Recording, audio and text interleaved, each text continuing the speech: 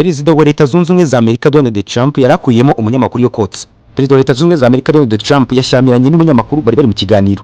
Uyu mutegetsi wa Leta Zunze Ubumwe za Amerika yaje kwikubita ava mu kiganiro kitarangiye, ashinze umunyamakuru kuba umunyabinyoma cyangwa se akaba ari igicucu. Iki ngiki ni ikiganiro cyihariye umutabipfa na Perezida wa Leta Zunze Ubumwe za Amerika Donald Trump yagiranaga n'umunyamakuru Christian Walker wa NBC. Iki ngiki ni ikiganiro cyagaruka ku ngingo nyinshi zigiye zitandukanye, ubwo cyari kigeze ku munota 45 wacyo. Umunyamakuru Christian nibwo yabajije Perezida wa Leta Zunze Ubumwe za Amerika Donald Trump icyo ashingiraho avuga ko amatora yibanze yabaye muri Leta Zunze Ubumwe za Amerika muri Leta ya California ku itariki 2 Kamena 2026. Ayo matora yabaye mu biganya hatarigeze hatangazwa ibyayavuyemo, ndetse kandi n'amatora ya Perezida wa Leta Zunze Ubumwe za Amerika mu 2022 yasize Joe Biden atsinze Perezida wa Leta Zunze Ubumwe za Amerika Donald Trump.